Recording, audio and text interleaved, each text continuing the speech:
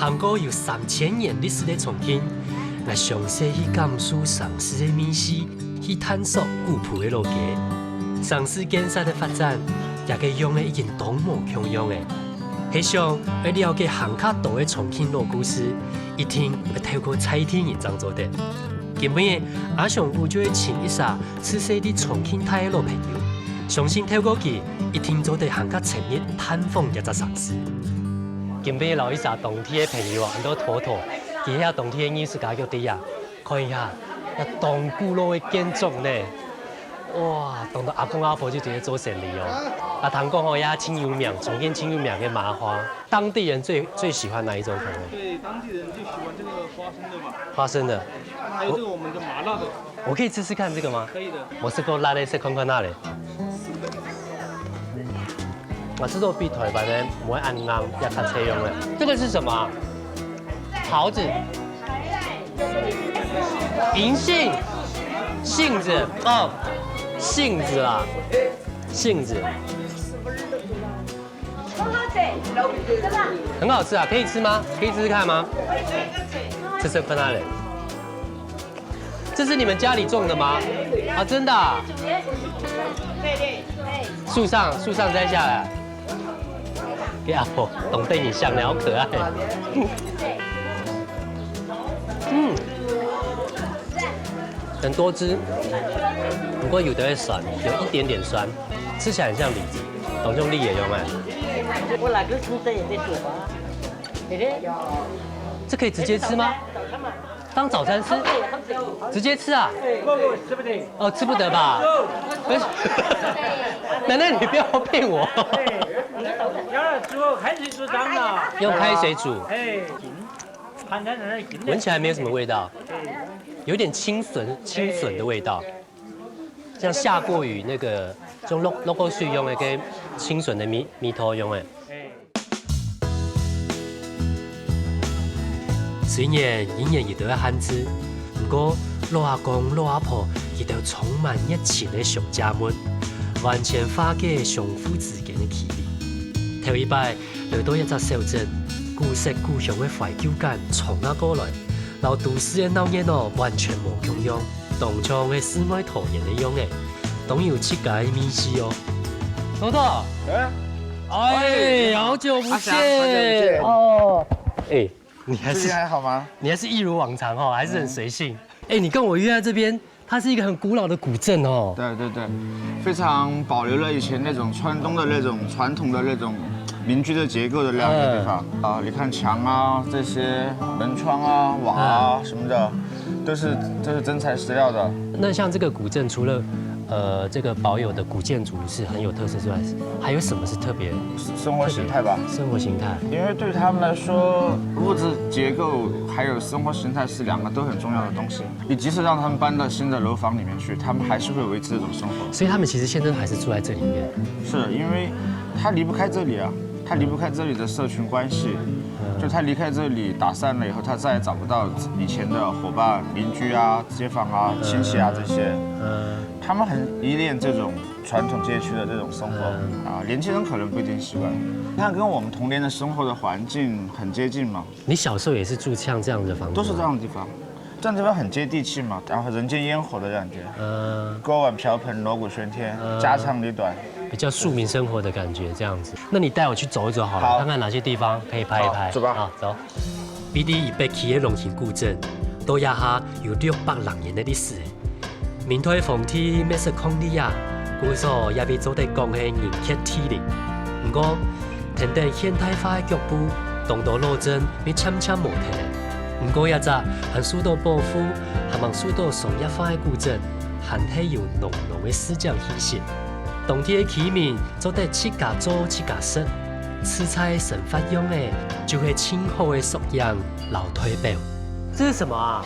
这麻糖，麻糖啊？麻糖，麻花的麻吗？对对对，麻上掉嘴头吃。哦，也叫麦芽糖嘛，普通的麦芽糖。那种是麦芽糖，那种是以前那种老麻糖那种。哦，啊，两个不一样啊。那这个差别就是粮食不一样，懂到意思没有？哪啥样是吗？那是玉米，哪个呀？那是大米。这是玉米的大米。哦，这是玉米的，所以是这个是比较古老以前的，是不是？像我那个时间间长些，以前没得吃的时候，只有搞来吃那种。有点像牛奶糖，有点像牛奶糖。然后那个还有个作用，就是放在泡菜坛里面，泡菜坛就不会生花，不但不会生花，泡出来的菜还会有回甜。你说还会很脆，放在泡菜里面啊？泡菜坛，啊，真的、啊？多少钱10块钱。好，谢谢。谢谢啊。给琼一下哈，没抹黑地重庆呢。你小时候离开这里是多少年前？15年前了吧？15年前，已经15年嘞。那你15年前离开这里之后，这里的变化，跟你印象中的重庆有什么样的落差？怎么说？它几十年下来，这些结构、街巷、生活方式，它风吹日晒雨淋的，在那个世纪末，整个内地城市还看不到什么希望的时候，然后呢，就比较残破。因为是后来，因为重庆成为直辖市以后，然后才开始有很多变化的。然后这种变化就像个双刃剑一样吧，有2方面的这个影响。一个是它会日新月异的成为一个更大的城市，然后给这些人带来更好的生活、物质条件方面的生活。另外一方面呢，就是传统的生活形态，它就没有一个根基了嘛。慢慢的它就会老化，就会消散。因为像现在重庆，它改变实在太大了。现在都是高楼大厦，这样的话你习惯吗？跟你小时候印象是完全不一样的，对不对？因为城市改造，它把你迁走，但是你还是在大的城市里面，它只是说让你离开了你的故土。但是我们现在是可以选择我们自己想生活的地方，你甚至可以选择你想生活的永远存在的心理年龄。我会去到更小、更保留了几十年前那种小国寡民的那种时代的生活方式的地方，就是朋友兄弟都住在一条街上，出门就能遇见。今天去这家吃饭，明天去这家吃饭，出门下午就没事就喝茶打牌，因为就是在整个四川盆地里面，大家都过得比较闲散，就是觉得人生没有什么要紧事，没有什么非做不可的事情，什么都可以慢慢来。难怪你今天跟我约在这个古镇，这个古镇应该就是比较你理想中的那样子的样貌，对不对？大家都还是生活在这里，而且你看，此些生发的重庆的坨坨，是真正的重庆人。以前在广告公司做美术创业头路，13年前开始做创作，先开始家下是想留童年记录下来，没想到也给化作啥变到名有追求的上世纪人。坨坨讲的呀，没有那么一只黏神发回忆的艺术强，到底係乜嘅咧？也來到當中係一個小村莊樣嘅，因為見到坨坨也帶我一看一隻吼，一隻阿公，他把他的家裡的整面牆就發塗鴉用嘅，攞去看一下。他好像10幾年前就開始了，整個持續了10幾年。看，也就有發。哇！他这好像是用毛笔画的啊，一天要吃1000斤油。他自己对机器的理解，进口挖掘日本306号，建设祖国通用306号。就是他自己在这个封闭的乡村里面，他获得的资讯很少嘛，他就在科技树上往另一个枝桠发展了嘛，就是造蒸汽朋克嘛。他自己想象。是这样。哇，这里好厉害哦。这很多都是古诗词。你看颜色搭配也挺好的，看到没有？其实这种有一些奇思异想的人，他就是闲不住嘛。他想改善是，他让自己的生活环境有趣。搞不好关不住的这些人，关不住。搞不好过了几千年之后，这就跟莫高窟一样。但是这是墨水写的。哎，吴爷爷你好。你好，我是阿翔。我是坨坨。那爷爷，你为什么会想要在这些墙上啊画画？我是想象那个时代变了，时代不同了，我们经过，像那些就是我看过一些那个张师爷写嘛，神话故事，生活的故事，神话故事，神话故事，想象有活的，想象化的。你当时知道那个叫涂鸦不啊？当时不知道哈。原来叫老冯子义，他那里看到花些雀雀那个。把名字改了，这个涂鸦老远。之前你不晓得那个叫涂鸦，你自己画就耍哈。不是。他之前不知道这个。那是张老师改的。他自发的，这个自发的。包文正大省陈世美，所以这是你喜欢的历史故事是吗？我看过书的。你要看书的。看过各个书的。所以你读了很多的书啊。我没读的书，读了几本旧书。5年就学，他所有的那个知识来源，也就是以前的就学5年那种私塾的经验。后来村子里面这些写字呢，都找他，可能只有他会写字。我只要写点记文、译文跟写记文啊这些锻炼出那来。爷爷你很厉害耶，那你为什么会想要把这些历史故事啊，或者是这些标语画在墙上？为什么呢？全华人，全啥子啊？全华人。全华人哦，就是他什么意思？全华人要学好，就是他劝人向善。哦，劝化人。对。涂鸦是用墙做主要媒介艺术，发展到以后变做党有革新的推名词之一。不过，唔是想过伫遐的口腹地度，做得看到了头摆无穷样的涂鸦艺术。有阿公的画作，延续文化的传承，去表现出头摆的神法，要提醒一下到也下游的幸福是多么简单来嘅。不过，伫妥妥的身方，又有乜嘅想法呢？其实我到现在都还不知道你是什么时候开始画画的。你之前不是在广告公司做得很好吗？突然之间就开始辞职，然后就跑去开始自己的创作画画。画面它是静态的，我一想画面动起来，动起来你得学电影嘛，学电影要么进学院，要么就只有进实业公司嘛，就是这样。但是你进去以后待了几年，你学到了很多好的经验，然后你就会发现这条路走下去，你就会看到未来是怎么样，都是把一些不重要的东西说成生活必需品嘛，卖给别人，但是真正的快乐是来自内心的嘛，不是来自于消费嘛。所以还是得，那就很果断的辞职嘛，辞职也没收入，但是你决定要去做一件有意义的事情。那这样画你也画了很久了，画到现在13年嘛。对啊，那你画画应该有一个进程吧？现在大概都是画些什么？就是画你的回忆、幻想、梦。比如说你在重庆住的时候，你现在看那个嘉陵江，你并不觉得它很窄嘛，然后我们小时候觉得它很宽，然后我们小时候觉得房子很大，那么你就要尊重小时候的记忆。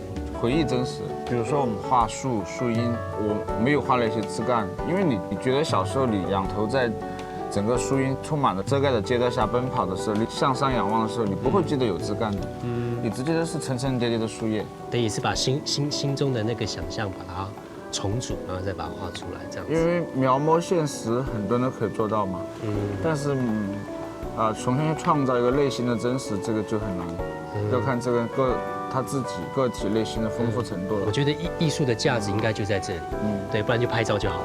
对啊，你所感受到这片土地的故事，或是感受到人的故事，你想要告诉大家什么？这样子，对不对？这是你成长的过程里面最重要的一些东西。这一直都是你现在支持你继续创作的动力嘛？对。对。天天演技健态，妥妥激天的追求自家爱的人生。不用替累积的工作经验重新开始。伊讲，不管做乜嘅事情，就要谈自家的内心，更加坚持下去。有人讲，妥妥係重慶的hayao Miyazaki。迄講佢係一個藝術家，唔但講佢係一個神法家，藝上更加拄好。經過音樂的洗禮，妥妥講來到重慶就一定要來體驗野味嘅野神法啦。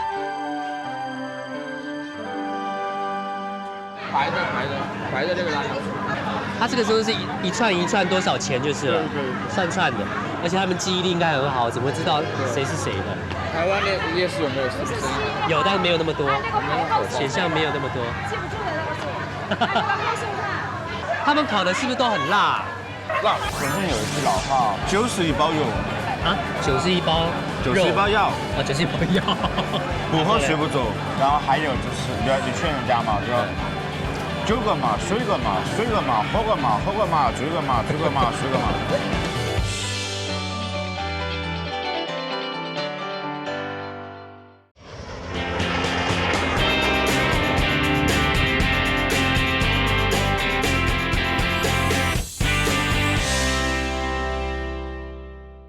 他们烤的是不是都很辣？辣，都很辣。你要吃吗？你知道我不吃太辣的，可以不要太辣。是迄有朋友伫燕峰来，蔡天意一定要推荐伫南安的烧烤一条街。也未哦，唔但将迄重庆人野神法的好素菜，还做得食到当铁皮的麻辣绳口。没想到张团务也为只有9滚的人伫遐动脑热嘞，给来就来的，用来做的中国菜地的美食嘞。这个应该就是他们最知名的吧？这个很好吃的，赶紧吃，一串一串的吃。一串一串吃，这个是什么东西？千牛肉，快吃快吃。千牛肉，竹签的意思。这个叫千，是不是很嫩？是吧？很嫩，而且不辣嘛，而且很香。你老要肉啊，把它剪成刚刚好的大小，一口一吃。夜啤酒的文化啊，对重庆人来说，它是什么样的意义啊？就是一天放松，下班以后放松，交朋会友嘛，聊聊天啊，喝点酒啊。重庆有一句老话，90一包肉啊，90一包肉，90一包药，哦，90一包药，不喝睡不着，不喝睡不着，对不对？普通话就不押韵了嘛。90一包药，不喝睡不着。我用客家话讲讲看，聚会一包药，某色所以没有押韵。然后还有就是还有什么？就是酒，它并不是一个很重要的东西，你怎么轻描淡写化它？就说，你劝人家嘛，就说，酒个嘛，睡个嘛，睡个嘛，喝个嘛，喝个嘛，醉个嘛，醉个嘛，睡个嘛。就是说酒嘛就是水嘛，水嘛就是喝嘛，喝嘛就醉嘛，醉嘛就睡嘛。酒嘛就是水嘛，水嘛就是喝嘛，喝嘛就是醉嘛，睡嘛，醉嘛就睡嘛，很豪迈耶。来喝。那像你已经离开重庆一阵子了，然后又跑过那么多城市，你再回来这边还习惯这边的步调吗？一直都很慢嘛，一直都很慢。对啊，没有什么非做不可的事情嘛。还是说你本人的步调就是慢，所以你到任何城市都是慢？我没有很快啊，在上海的时候很快啊。在上海一天工作18个小时啊。那像你在上海生活那么紧凑，那再回到重庆来，会觉得比较放松，还是觉得？我小时候看过那个有一个当代艺术家杜尚嘛，在杜尚嘛，他有一句话，他说人生没有什么要紧事，因为以前父母他总会强迫你，一定要读大学哦，一定要达到什么样目标，一定要买房子哦，一定要买车，一定要找什么？为什么非要去做这些？你专注做一件事情，你做好了以后，这个东西自然而然就会来的，你不要去强求它。就是说，好东西都是10年磨一剑出来的，那10年就要耐得住寂寞。首先让自己过开心的来才行嘛。从来不强迫自己。我觉得你过得很开心哎，每天都开心。对。伫遐沙飞步调动脚的压力，得三人对你追求行较高的目标，啥无注意到神通的美好的事情。不过，伫妥妥的神风，若啥看到无数多传统的汉字，伫头颅老神法之间请平分，也种多奶就做得的身体，可能就会艺术家亲好的形容啦。今天我带你去个茶馆。茶馆，当地的茶馆，对，最古老的一个茶馆。好啊。哦，真眼看起来懂古老米些茶馆呢哦，柱子啊，上面的屋顶啊，还有这个风扇，都保有那个时候的风格了哈。80年代到现在，我们小时候都在这里画画，都在这里画画。因为这是老头，他是天生的最好的模特，他们不会动，他就专心的画画。为什么老头不会动？他们喝茶、下棋、打牌，这种感觉好特别哦，有好上瘾，因为有好上瘾，没有弄人家，弄人家啲大牌啦，好上瘾啲饮茶啊、发图啊。关键是这个光线，扑朔迷离的光线。上师有上师的文化，市民有市民的寄托，茶馆就会重庆人做唔得吸收的文化，咪变做係时代社会的缩影。喺 QQ 的书屋档，薄客的墙，无踢到装潢的 Q 屋嘅，行业也无强样的人物气息地度，当中时光要停下来一样嘅，一下就让我来转到8人年代。像这个建筑形式从来都没有变过，还是没有变过，没有变过，就是保存以前的样子。一直是这样。大家喜欢来，应该也是喜欢。喜欢，每天基本上就坐有这么多人，有老年人啦，6点过点路，6点就过来了。老年人6点多钟就来，我开门就是6点25啊。您开门就他们就过来了。6点半那些他们全部都来。原来这里很多老年人呢，那老年人少了，有些走不动了嘛，老了，也没在家里也走不出来了嘛。那变成就是这里就是很多老一辈的人来这里茶余饭后来交朋友喝茶的地方，这样。对，就是一个市井小民们聚会的地方，这样子。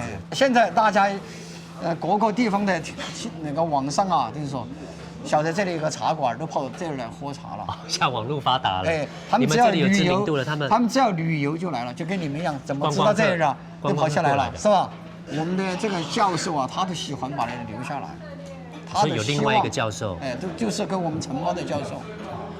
哦，所以有另外一个教授跟你一起经营这个茶馆，哎，11年了，11年了，我们和他已经合作了11年，都是合作的很好的。时代的变化是美好又惆怅的，其中的大本人希望留梦想，不过要渐渐的带走头摆的印象，我都无办法改变模特机的现实，创作的好好珍惜佢、感受佢。老茶馆的存在，就像个老茶客、老学生的追求的幸福时光的素材啊！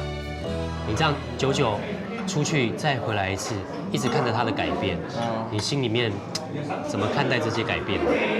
就是你跟他是并行不轨的两个轨道，你不用跟他交叉就是了嘛。他走他的，你走你的，所以这个互相没有影响的，他影响不了我，我也影响不了他，各自过各自的嘛。我跟你讲，你不跟他交叉，他会来跟你交叉的啊，他会来拆你家房子的呀。我家房子是有可能的啊。对啊，就是说你不跟他交叉，但他还是会来介入你的生活的啊，他还是会来改变你的生活的啊。他不会改变我的。我随时都可以就是拔腿就走。在逃离？不是要逃离啊，我没有逃过啊。我拔腿就走啊，我往前面走。世界这么大，你可以永远选择你想生活的地方嘛，又没有人能绑架你。那这样子的话，你已经离开那么久了，你还会选择回来住在重庆吗？因为它的物质层面的这个东西是变化了很大，但是它精神层面的东西还在啊。就像那天我带你去的这个地方，你看那种热烈的人间烟火气，这种市井气，如果哪天他们又被遣散了，各自被遣散到那种摩天楼里面、单元小区里面，互相老死不相往来，那就彻底没有意义了。这是不是就是你离开重庆的原因啊？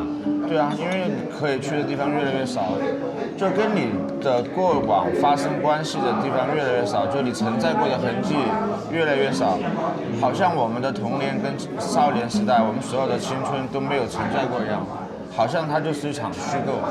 如果要你替重庆一句话就可以形容它，你会讲什么？最熟悉的陌生人。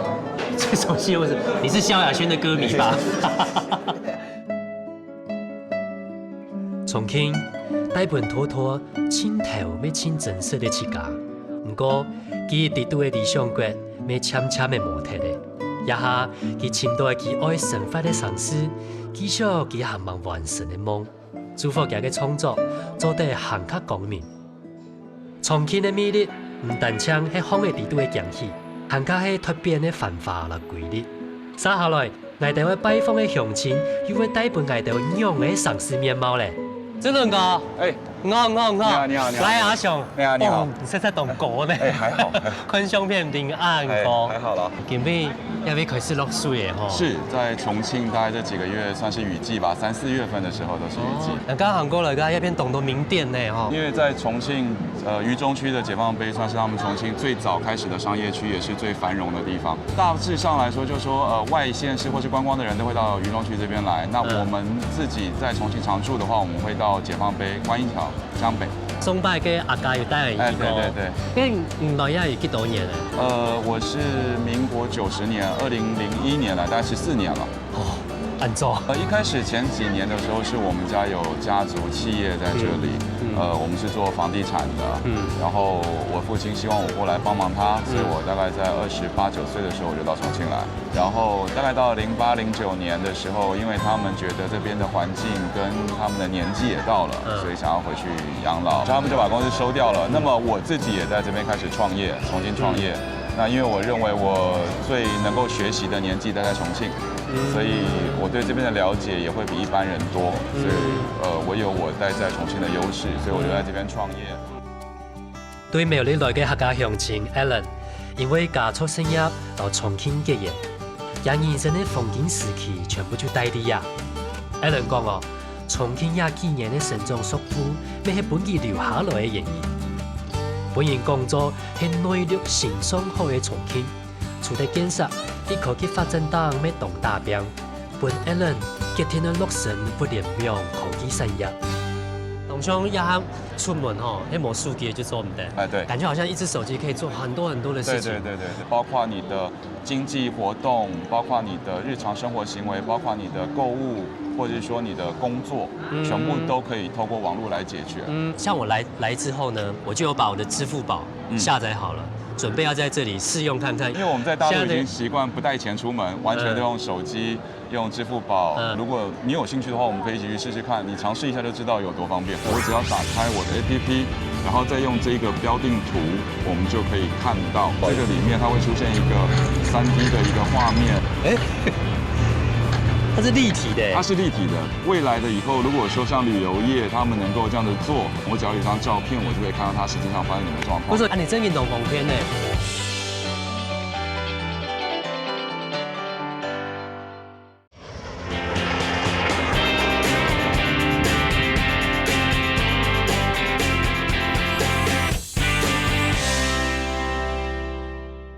如果你有兴趣的话，我们可以一起去试试看，你尝试一下就知道有多方便。我来买一下饮料后嘞。好啊，没有问题。那晚上后来穿吗？水果饮料呢？不然来吃个冰淇淋好了。好啊。你看离度纯5元天天呢。那不然的话，你用我的嘛？不然或者是说，我也可以转账给你，让你用我的。不过用我的来付款应该会比较更方便一点。好。用支付宝哈。哎。QR code 给它扫一下。哦，要有下支付成功哎，在这边的话就会出现支付成功。那它这个生活应用有没有限制？还是说像很多都可以用？现在基本上所有的消费都可以用支付宝来使用。太方便了，太方便了。其实到现在是在一个网络的时代，所以我们公司现在也在想办法开发一个产品，就是用2D、3D 的技术来展现一个古时候城墙跟现在城墙的差别。你可以共用数据的看的，用手机的 APP 就可以看。刚刚用完看吗？我只要打开我的 APP， 然后再用这个标定图，我们就可以看到这个里面它会出现一个3D 的一个画面。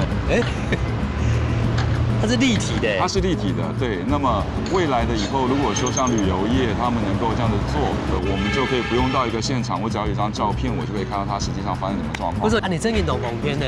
从安尼会出去旅游啊，就拿一种安尼 DM 鸦片的原文啊、历史啊，也蛮个不同的资讯。对。不过这样会不会也拉远人跟人的距离啊？像我以前啊，我出去旅游啊，我就会一模一样。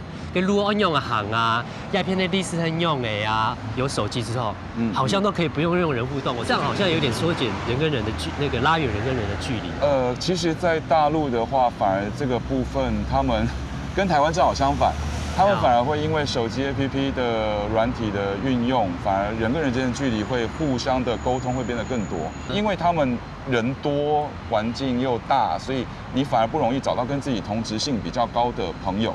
那么你现在用手机的 APP 用网络，反而是更容易有互相结合的机会，然后反而把彼此跟彼此之间的距离，产生无限的可能性，可以互相接触、连结这样。对。新的时代的到来，通路形态转变的生态关键，老神发关联同城的新网络经济，就会清理片的风范。虽然讲丰沛网络来源的上富的起力。不过，因为讲还係冇面對面的情感交流啊，可能也就會科技發展底下是要好好去反向的問題。真見出嚟燈的呢？對啊，就是團燈。較高的燈的就會作嘅用誒。對。較矮的就坐在那裡。對。好像學生排作用誒。2兩小面，2兩豌雜。要不要辣椒？要面又算2的哦。算2的，它的1兩大概是50公克左右，所以2兩大概就是100公克左右的面。所以像这个方式，现在还是大部分的人们也是这样子吃，越来越少了。而且它是有几家店，它比较特别的，它就用这种方式。那现在也是慢慢的用比较舒适的方式，比较开阔或是比较灯光比较明亮的方式在经营面店。跟哪个人炒的芦笋的话，你身边设立关了。一开始的时候不习惯，小面。这个小面不小，好大啊！2兩啊，这样是2兩哦。对，叫小面的主要意思就是因为它里面什么都没有，就像我们台湾的阳春面一样，只有青菜，然后跟汤。它的汤呢，主要就跟火锅底料是差不多类似的，所以它的也就是说是把火锅浓缩成一碗面。所以重庆人反而会更喜欢这样子，因为你不可能天天吃火锅，但是你可以天天吃小面。终于按辣了，第二个走神头就开始吃按辣的面了。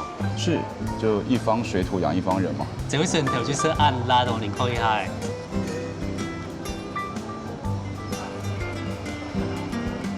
还好，没有很辣，没有很辣，对。花椒的那个香味。对，然后主要吃小面是主要吃它的香，而不是吃它的辣。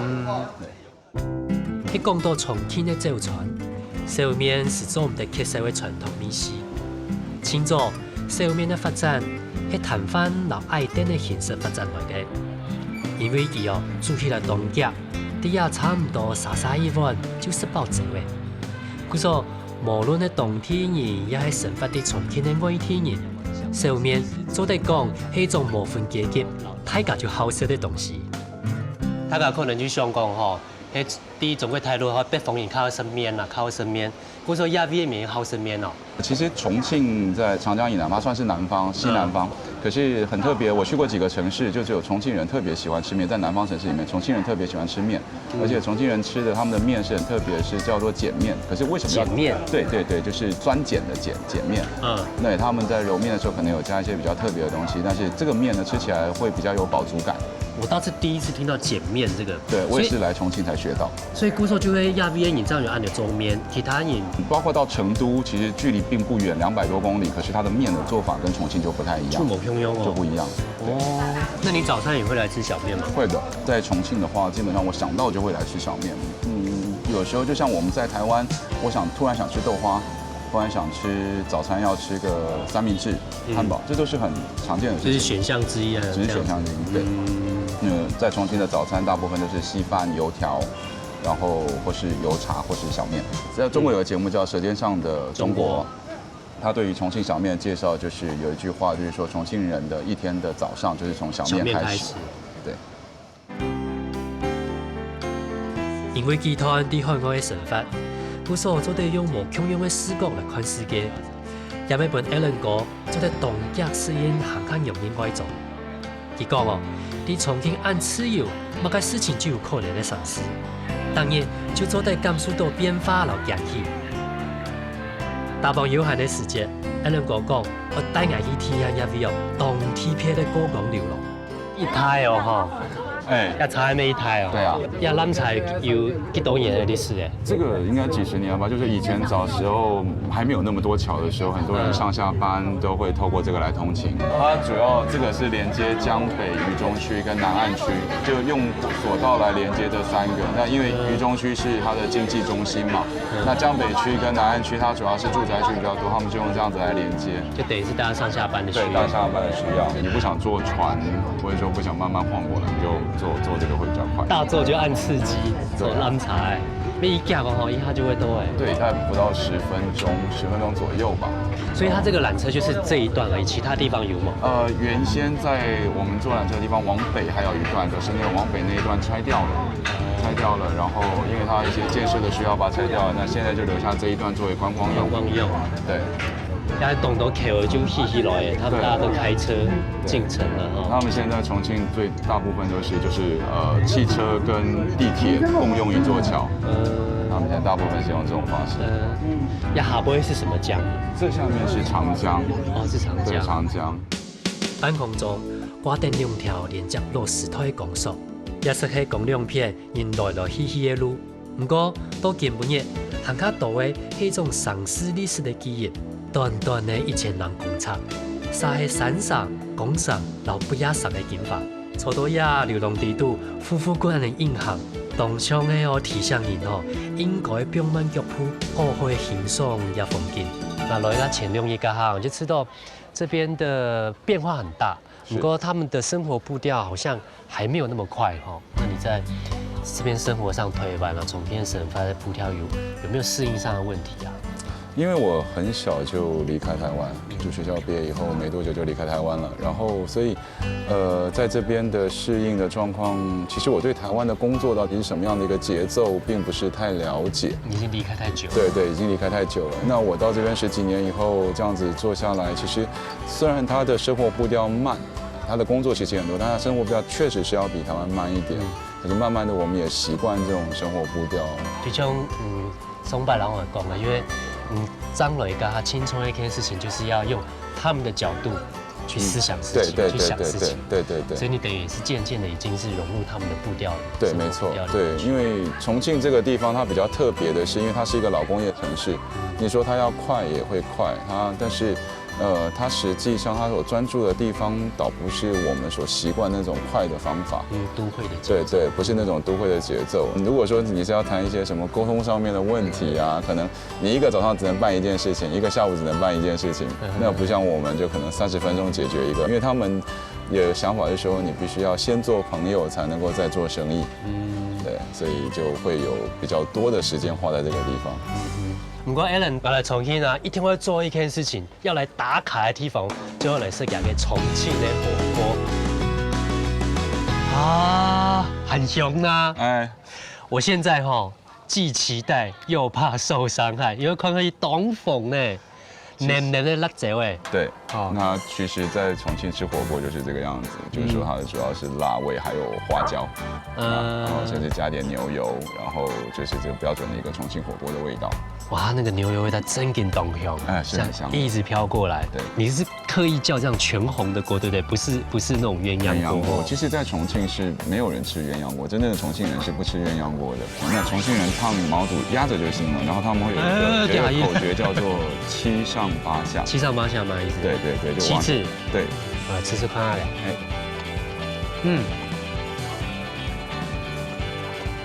很脆哦。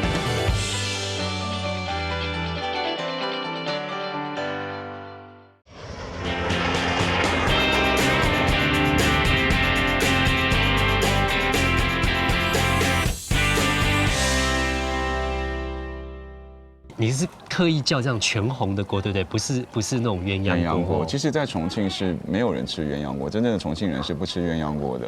嘿啊！对，只有如果有人点鸳鸯锅，我们就会想说他一定会有外地的客人，或者说是有其他的观光客对才吃的，才会吃鸳鸯锅。我先教你怎么吃。好啊，样也是。那你先把这个麻油打开。我加麻油哦。对，我以为是什么饮料嘞。你会蘸酱的意思哦。对，它第一个它可以冷却火锅里面食材的热。不会太油哎。不会，因为它这东西辣，所以它能够保护你的胃。就按你就冇什么个沙茶啊、调油啊。没有，因为沙茶那些反而会把火锅的味道抢走。葱要来加葱吗？其实重庆人吃火锅是不加葱的，不加葱不加香菜。那其实一开始你可以试试看，先用毛肚。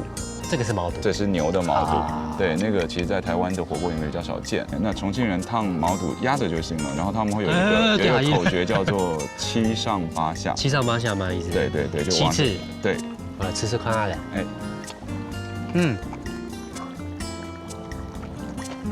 很脆哦。你可以试试看鸭肠，重庆火锅里面最重要的2样，你也是烫到它卷起来就行了。一样用筷子夹着。7上8下吗？你看鸭肠的部分，只要卷起来了，它颜色变白了，卷起来就可以了。真见同乡呢。重庆人对油面食清少有2000多年的历史。喺讲到北京哦，就会想到炸酱面；喺讲重庆，佢就一天的火锅了。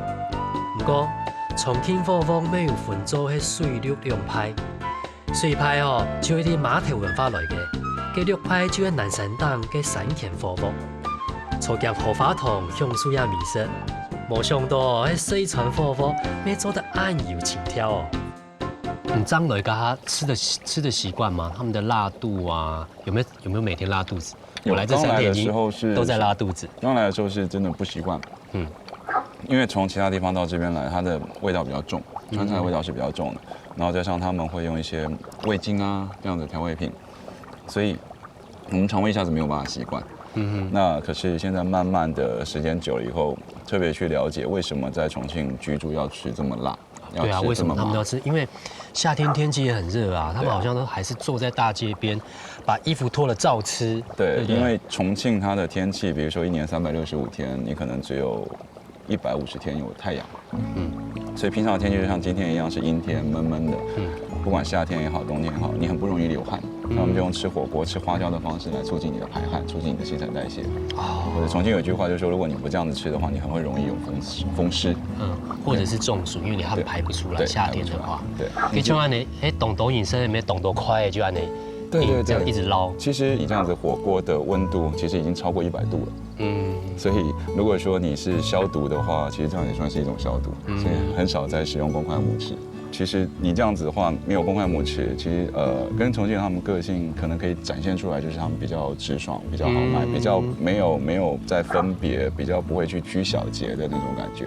所以我这几年在重庆待，其实蛮深的体会。他们不拘小节，从吃火锅就可以看得出来。对对对，要交朋友嘛，就先从吃火锅开始。食是一种艺术，也是一种文化的表现。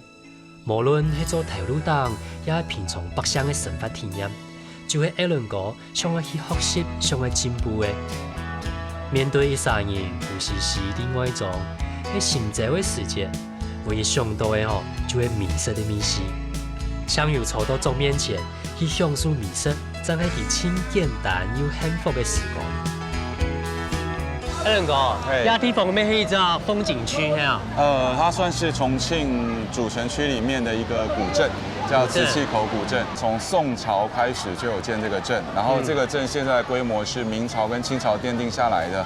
然后因为清朝的时候，它有很多的瓷器从这个口岸往上运，所以它这个地方就叫瓷器口。瓷器那种花瓶，各种瓷器。对，就是英文的 China。然后它本来就是一个老的商业街，所以它的街的宽度不会很宽，就比较窄。那么地上的石头、石板呢，基本上都是1000多年以上一直下来的。哦，这个都是已经保留下来的。亚底度它都有懂得卖色的东西。对，有很多重庆传统的小吃，所以我们可以过去吃一吃、走走看。这边我们可以试试看他们的凉糕。凉糕。对，因为他们在夏天的时候吃这个，很能够比较清热降火。这是什么做的？凉糕糯米做的。哦，糯米做的。对。那生意有没有冲起巴用啊？不会，它有点像班呢。哦。对，你可以买。给你买一份好不好？好的。你讲其实糯米做，不过按你叶哇哈伊感觉很像那个布丁用对。哦。所以真嘅甜版用我们在重庆最常夏天就吃这个。也好食，咩有得唱嘅好多人讲嘅个甜的蛙粿啦，甜的蛙粿咁样。吃起后，喺主上去地度，做得甘肃道路重庆美食的素材。故说，喺本年喊做的小重庆。中国经过1万多年的现代化，大部分的口目嘅全部就重新去过嘅。做得留下来完整的用的路上正经的东西，也保存当好的瓷器后，2001年韩本政府列作喺重点保护的历史文化名胜。要跟他买的，这是在重庆的酸辣粉。酸辣粉，就是他们吃酸辣粉，就像我们在台湾吃拉米蒜一样。有啲台湾没看到到嘅酸辣粉，不过也地度冻到较多料，只看，而且他们刚刚是手工做的。它手工做，用拍的把它拍出来的。这种手工还是比较不一样，手工的会比较好吃。对，来到呀14年没哈，14年，有吃到来到呀牛马改边嘛。我过来的时候还很年轻，我到这边的时候其实也不能说什么都不懂，就是说总觉得说自己年轻有冲劲。那可是发现我自己的行为模式跟这边的传统思考有很大的不一样。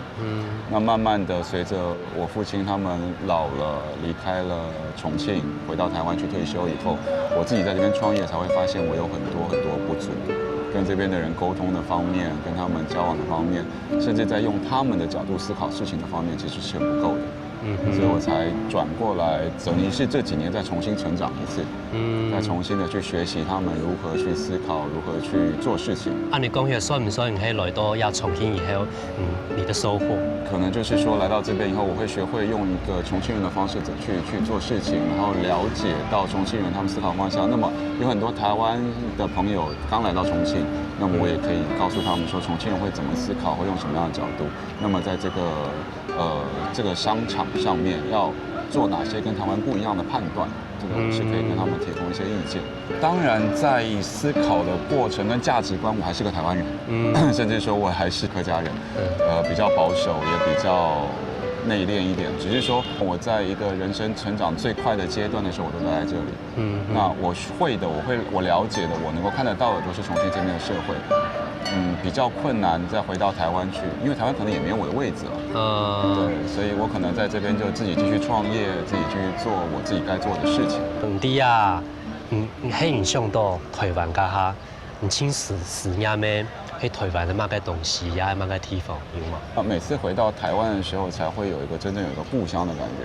虽然说台湾也是家，重庆也是家，可是毕竟我的事业在这里，然后我随时因为我自己创业，可能我一天24小时都要应付他的这些工作，所以我没有办法像回到台湾一样，因为回到台湾我可能7天10天都不会有工作的内容出现，那会更放松一点。那可能在台湾才真的像是回去休息的时候，那回到这边来就是全身心就准备战斗。跟安你就会变做嘿，你未来的计划应该都是在重庆了。未来大部分的计划会在重庆，而等到要退休的时候，那是该退休的时候的事情了。我有80%的可能是会回台湾。因为家出事业，本 Alan 哥的生涯一开始就离开心爱的家乡。14年来，另外一种大病，打开的经验单眼界还有能力，要开创出自家的信念。重庆就像是一只技术塔呗，接着就有无穷样的精彩伫遐变出来。伫遐位，我认识的文雄哥还有阿家，两台行过污水桥来到重庆对梦的客家人，记得精彩的人生经历，咩丰富的也传里程。